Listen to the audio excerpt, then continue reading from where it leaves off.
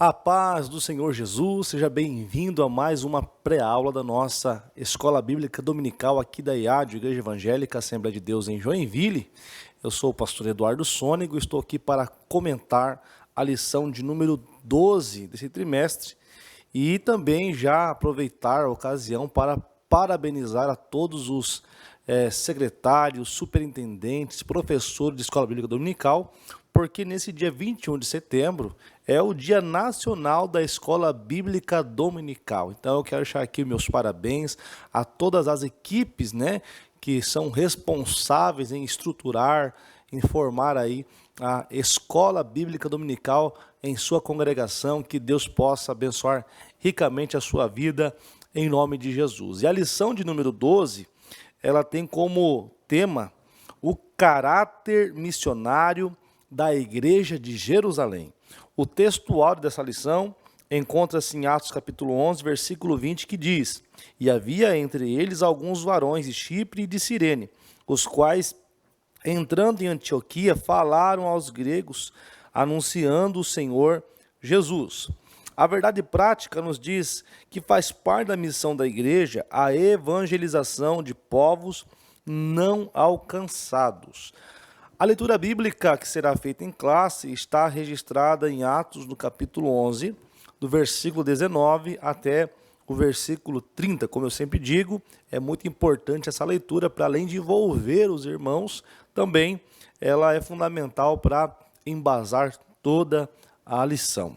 Eu já quero aproveitar e pedir a você que chegou até aqui para se inscrever no nosso canal e também deixar o seu like, a sua contribuição. Isso ajuda muito o canal a dar engajamento e a alcançar mais pessoas para que sejam edificados através da palavra de Deus. A nossa introdução nos diz o seguinte: como o evangelho alcançou Antioquia, uma importante cidade da Síria dentro do Império Romano. Conhecer esse fato é relevante porque pela primeira vez cristãos de Jerusalém levam a mensagem da cruz aos gentios fora das fronteiras de Israel.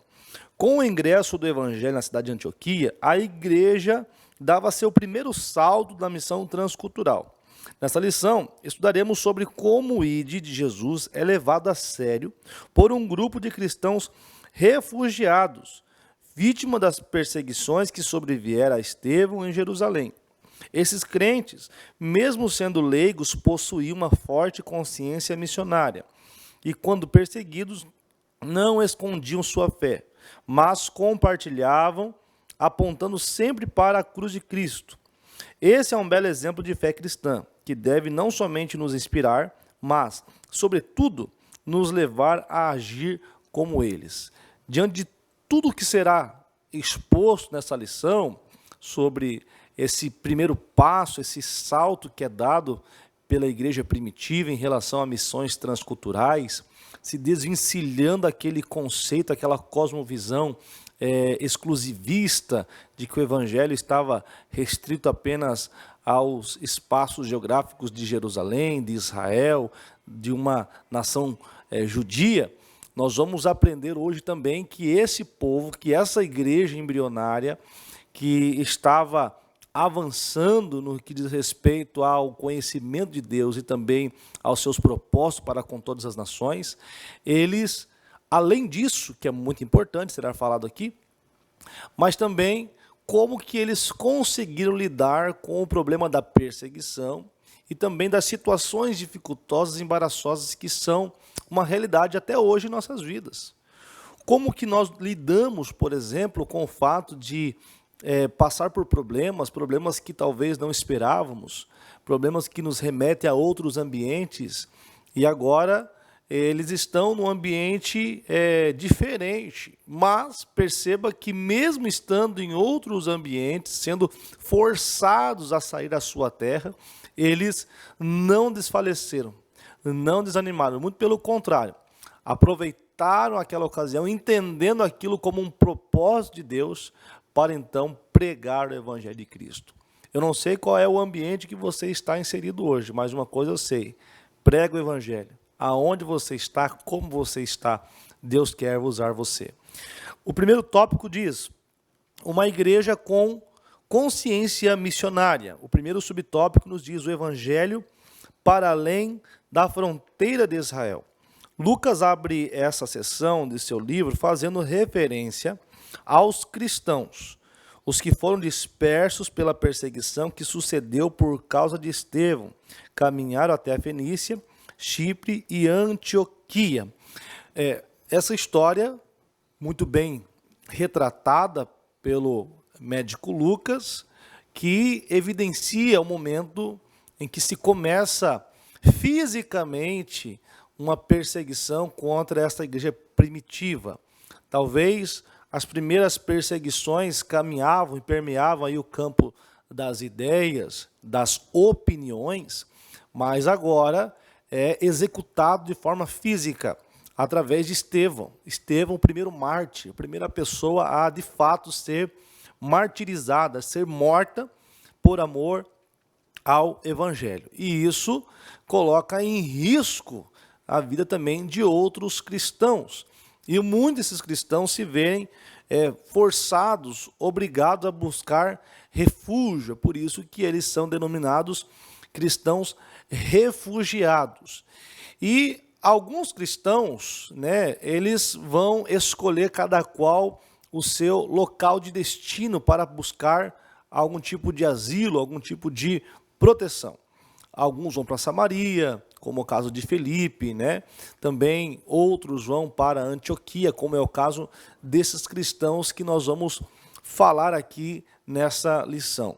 E após essa perseguição religiosa que foi acometida pelos judeus, a mando de Saulo, que estava ali destacado na narrativa de Lucas, presente naquela execução, um concordante dos atos que estavam ali acontecendo e que futuramente seria transformada a sua vida, nós vemos que começa-se então esse problema, o problema da perseguição física, e esse povo então se dispersa para regiões vizinhas, entre elas a cidade de Antioquia. O segundo subtópico, cristãos dispersados, mas conscientes de sua missão. Esses cristãos dispersados, após fugirem de uma perseguição feroz, não esconderam a sua fé. Aonde chegavam, anunciavam a palavra de Deus. Lembra que eu falei no início? Esses cristãos, forçados a sair da sua terra, a perseguição sendo uma realidade, uma evidência, eles são obrigados a partir dali. Mas, mesmo dispersos, eles estão conscientes da sua missão e do seu propósito. Quem sabe as cidades onde eles iam caminhando, onde eles iam passando, eles iam anunciando. O destino era Antioquia, mas enquanto caminhavam, pregavam, celebravam, adoravam a Deus. Por quê? Porque a circunstância não define o caráter de um cristão. O ambiente não define o caráter de um cristão. O que define o caráter de um cristão é aquilo que ele vive como estilo de vida. E um genuíno cristão, ele pode estar aqui, ele pode estar lá, ele pode estar em outra cidade, ele permanece em sua essência, porque o ambiente nenhum pode modificar o caráter de um cristão. Situação nenhuma pode transformar o caráter e a essência de um cristão. Esses cristãos, eles estavam conscientes do seu propósito, convictos da sua fé. E mesmo estando diante de uma situação tão difícil que era o distanciamento da sua terra, oriundo das perseguições, eles continuavam firmes em sua fé e ainda mais, pregando essa fé, pregando esse evangelho, convictos de que Deus poderia fazer também uma obra ali. Claro que isso está além do simples fato de pregar o evangelho. Vamos falar sobre esse passo inicial que é dado em relação aos judeus, a pregação para um povo gentílico. Isso é muito importante, nós vamos caminhando aqui até chegar nesse ponto também. O terceiro subtópico diz o seguinte: cristãos leigos, mas capacitados pelo Espírito. Lucas destaca que dentre esses cristãos havia alguns que levaram o evangelho para Antioquia, capital da Síria. Uma cidade cosmopolita, ou seja, uma cidade multicultural, diversa, Eram inúmeras religiões, né, que estavam presentes naquela cidade. Era uma cidade relativamente laica, no sentido etimológico da palavra, uma cidade que abria o espaço para outras religiões, por isso que o nome é cosmopolita, né? Cosmo de mundo, polis de cidade, ou cidade, uma cidade aberta ao mundo, aberta à diversidade de religiões. E entre elas também havia judeus ali, havia gregos, havia romanos, havia inúmeras crenças, números de pessoas, né, de grupos com as suas determinadas crenças. E ela era uma das 3 cidades mais importantes do Império Romano.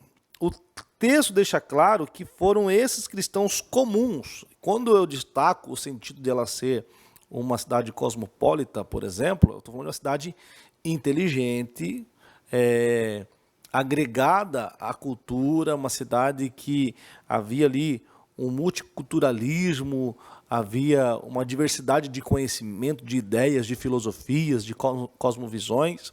Eram pessoas estudadas, em sua grande maioria. Mas o texto diz que esses cristãos eram comuns, pessoas comuns. E pessoas comuns, que eu me refiro, são pessoas que viveram, experimentaram a sede do Evangelho ser saciada em suas almas. O Evangelho saciar a sede da sua alma. E essas pessoas eram comuns, pessoas simples, pessoas que, na perspectiva humana, talvez não tinham muita habilidade com a retórica, não tinham muita habilidade com os fatos filosóficos que eram abordados. Um grupo de pessoas que talvez não tinha tanto domínio da ciência, domínio em conhecimentos botânicos, geográficos e, enfim, tantos outros estudos que poderiam ser abordados por algumas pessoas daquela cidade. Essas pessoas eram pessoas simples, mas com um evangelho poderoso. Pessoas simples, mas com a palavra de poder. Uma palavra que era como se fosse uma dinamite. O sentido da palavra poder é dínamos, dinamite, que explodiu no coração daquelas pessoas e os trouxe à consciência do Evangelho. O Evangelho, ele é simples. O Evangelho, por mais que a nossa fé é uma fé racional, nós podemos explicar as razões da nossa fé, e para isso existe a Escola Bíblica Dominical, existe estudos que podem ser cursos, existem faculdades, isso é muito bom, quem pode, tem condições que faça, assim como eu também fiz, e sempre estou estudando, sempre estou me aprimorando, mas a essência do Evangelho, ela é simples, ela é simplória, e essa é a beleza do Evangelho, o fato do Evangelho poder ser pregado por pessoas, às vezes, que não teve estudo. Você consegue compreender, diferentemente de outras religiões, que se é exigido um grau de conhecimento elevado em relação a isso, em relação àquilo, o Evangelho é simples. Jesus salva, Jesus cura, Jesus ele foi aos céus, Jesus voltará para buscar a sua igreja, Jesus batiza com o Espírito Santo. É simples. A pessoa, desde a mais tenra idade espiritual, eu me refiro ao seu tempo de conversão, ela consegue compreender a mensagem do Evangelho. Uma vez pregado o Evangelho, fica claro entender quem é esse Jesus e o seu poder, o seu efeito. E aí, a partir daí, uma pessoa convicta, uma pessoa que entendeu a mensagem do Evangelho, aceitou Jesus em seu coração, foi transformado, foi regenerado, ele se torna uma pessoa poderosa em palavras para anunciar esse Evangelho. E esse Evangelho foi pregado. Talvez as palavras usadas por eles eram palavras simples, palavras sem muito poder de retórica, de oratória, mas cada palavra que soava das suas bocas eram como se fosse granadas explodindo no coração daquelas pessoas que estavam sedentas para ocupar o vazio da sua alma.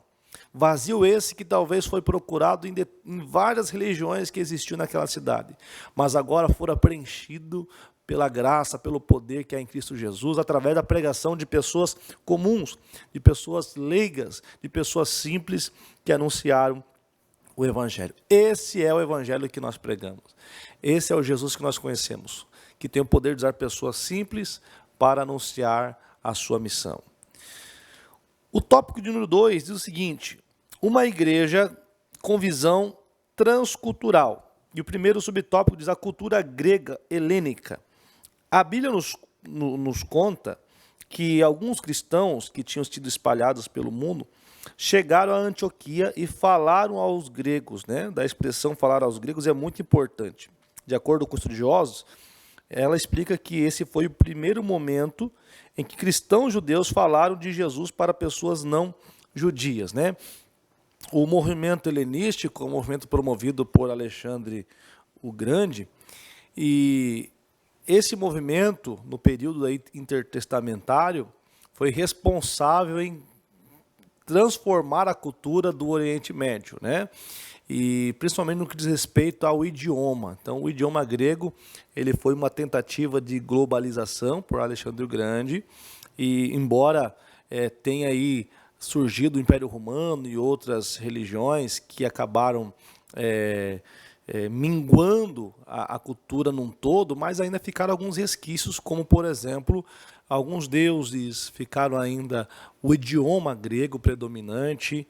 Então, quando o texto fala que falaram aos gregos, ele está sendo enfático ao dizer que aquele grupo de cristãos que saíram de Jerusalém, estão na Antioquia, eles não pregaram apenas a alguém que falava no idioma grego. Não falaram apenas a alguém que estava habituado com a cultura e entendia da cultura grega. Não, eles estavam falando que eles pregaram aos gregos, falaram aos gregos. Os gregos, de fato, eram as pessoas que possuíam vínculo grego, ou seja, gentios, pessoas à parte da sua cultura. É por isso que a Bíblia fala que esse evangelho seria pregado tanto aos gentios, por isso que não há mais gentios, não há mais judeu, não há mais grego, foi derrubada aquela parede de divisão.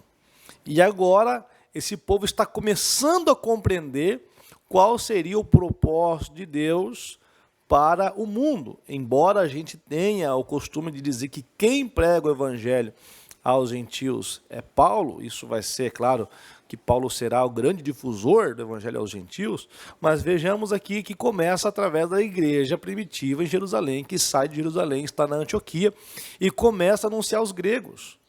E em nenhum momento é falado sobre costumes, sobre religião, sobre legalismo, sobre lei, sobre guarda de sábado, sobre aspectos da lei. Não, não, não. Eles estão pregando o evangelho àquele povo. E essa cultura começa a ser atingida, afetada, então, pelo poder do evangelho. Agora veja o subtópico número 2. Contextualizando a mensagem. Podemos ver aqui um exemplo de como os primeiros cristãos adaptavam a mensagem ao contexto de que estavam. Lucas nos conta que eles anunciavam o evangelho do Senhor Jesus. O texto é curto e direto, mas esses cristãos estavam pregando para pessoas que não eram judias. Isso significa dizer que eles não podiam simplesmente usar o Antigo Testamento para provar que Jesus era o Messias prometido, porque isso não faria sentido para aquele público, diferente dos judeus e samaritanos que já esperavam o Messias. Então veja só, eles contextualizaram a sua mensagem. Lembra de Paulo, quando chega em Atenas? Ele chega lá, veja um altar, um Deus desconhecido, e ele começa a pregar, anunciar, né? Claro que acho que vai falar, tem algumas lições que vão falar mais sobre isso, e ele vai utilizar estrategicamente daquele altar do Deus desconhecido para anunciar a pessoa de Jesus. Aqui também, com certeza, eles não poderiam usar aqui a linguagem da lei para explicar para os gregos. Não faria sentido, não teria lógica, eles não estavam ambientalizados com essa tradição judaica ortodoxa. Então, eles contextualizaram a sua mensagem. Isso não significa mudar a mensagem do evangelho, é aí que está. A gente, por exemplo, se você for pregar aqui na cidade de Joinville, nas ruas, você vai pregar de uma forma, as pessoas estão ambientalizadas, as pessoas são conhecedoras na sua grande maioria, fica mais fácil talvez você anunciar. Mas se você for para uma tribo indígena, você já vai ter que mudar um pouco a sua mensagem, você não consegue falar da mesma forma que você fala aqui, né? Se você for falar, por exemplo, com um advogado, com um médico, com um cientista sobre o evangelho, essa pessoa tem um grau de instrução maior, essa pessoa tem um grau de intelectualidade maior, ou seja, você vai precisar falar com ele ao nível que ele está, utilizar a mensagem do evangelho com mais categoria, com mais provas, com mais veemência, com mais dados, com mais informações, com mais cultura, com mais geografia. E isso é importante entender. Agora, se você vai evangelizar para uma pessoa que é um morador de rua, você vai usar palavras simples. Jesus te ama, Jesus quer tirar você dessa vida, Jesus ele é Pai, Jesus ele é o pão, Jesus ele é a água. Você vai adaptar a mensagem, não mudando a essência do evangelho, mas mudando a comunicação, mudando as palavras que vão em direção a ele, mas a essência do evangelho é a mesma. Eu falo para o médico, eu falo para o advogado, com palavras mais polidas, com mais dados e informações, mas a essência da mensagem é a mesma. Eu falo para o morador de rua uma palavra mais simples, mais enfática e mais objetiva, mas a essência do evangelho que está nessas palavras é a mesma. É assim que o evangelho era anunciado aos gregos. Tendo a sua percepção, eles conseguiram transmitir àquele povo a mensagem do evangelho. Amém? Tópico de número 3. Uma igreja que forma discípulos. E o subtópico número 1 diz, a base do discipulado. Ao serem informados de que o evangelho havia chegado na Antioquia, a partir de Jerusalém, os apóstolos enviaram Barnabé para lá. Chegando ali, Barnabé viu uma igreja viva e cheia da graça de Deus. Como um homem de bem, cheio do Espírito Santo, Barnabé os encorajou na fé. Agora presta atenção. Contudo, se percebeu que aquela igreja precisava de mais instrução, ou seja, precisava ser discipulada. Com esse propósito, Barnabé foi em busca de Saulo para que a auxiliasse nesta missão. Perceba, a igreja agora ela sai de Jerusalém e vai até Antioquia. E começa a pregar ali o evangelho. E começa a se formar uma comunidade.